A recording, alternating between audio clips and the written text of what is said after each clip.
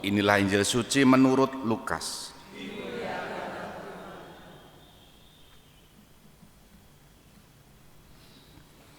Tiap-tiap tahun pada hari raya Paskah, orang tua Yesus pergi ke Yerusalem. Ketika Yesus telah berumur 12 tahun, pergilah mereka ke Yerusalem seperti lazimnya pada hari raya itu. Selesai hari-hari perayaan itu, ketika mereka berjalan pulang, tinggallah Yesus di Yerusalem tanpa diketahui oleh orang tuanya. Karena mereka menyangka bahwa Yesus ada di antara orang-orang seperjalanan mereka, berjalanlah mereka sehari perjalanan jauhnya, lalu baru mencari Dia di antara kaum keluarga dan kenalan. Karena tidak menemukan Dia, kembalilah Maria dan Yusuf ke Yerusalem sambil terus mencari Dia.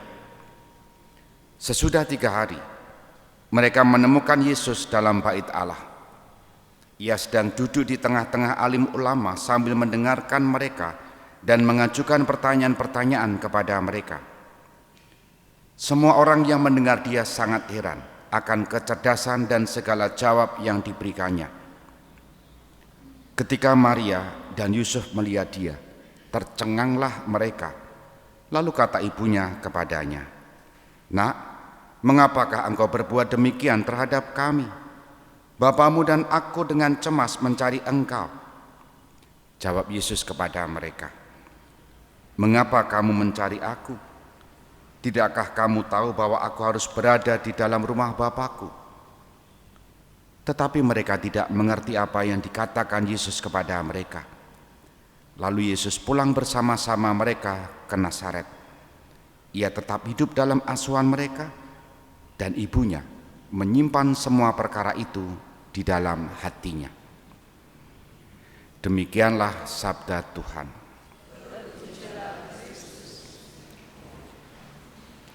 Saudari-saudara terkasih, selamat pagi berkah dalam.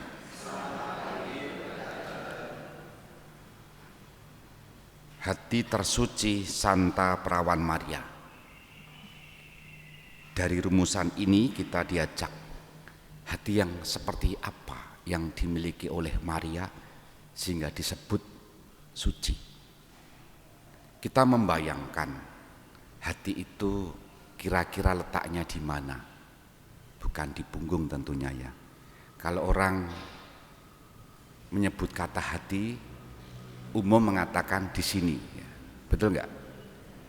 Kalau pikirlah, kata pikirlah, lalu pikiran kita menuju kemana?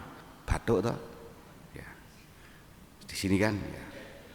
Bukan di tempat lain. Asosiasinya seperti itu kurang lebih, hati.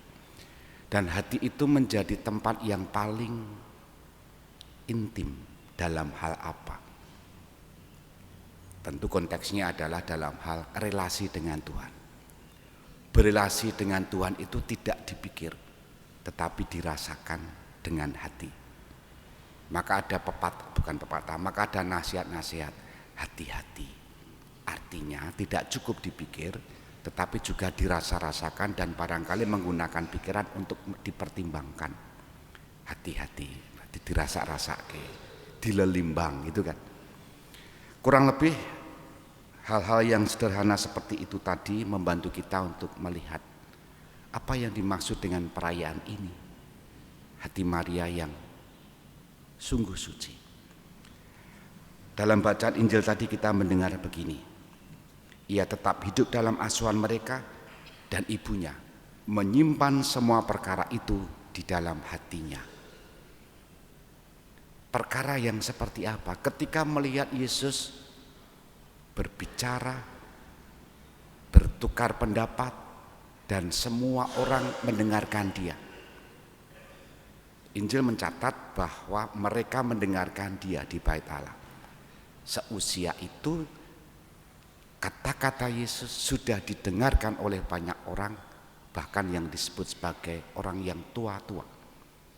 Maria menyimpan peristiwa itu dan merenungkannya, mencoba menyelaraskan dengan pertanyaan yang juga dia simpan. Apa maksudnya? Dan kalau dirunut, sejak awal kan Maria sudah mengatakan terjadilah padaku menurut kehendak.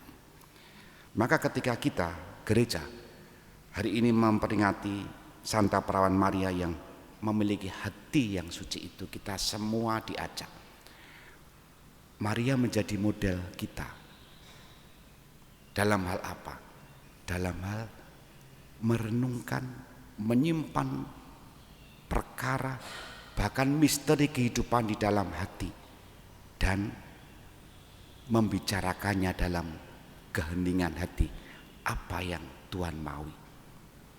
Dan kalau orang yang berproses menuju tempat itu, hati itu, maka kita diarahkan makin lama makin dewasa dalam iman.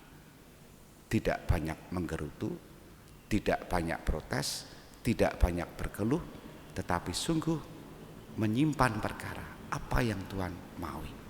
Dan itu berarti kita diajak untuk membuka hati kita, pertama-tama mendengarkan sabda Tuhan, agar dengannya kita dituntun kepada keselamatan.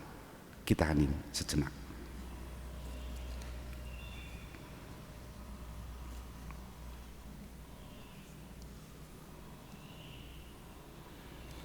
Dimuliakanlah Yesus yang dulu hidup, sekarang dan selama-lamanya. Amin.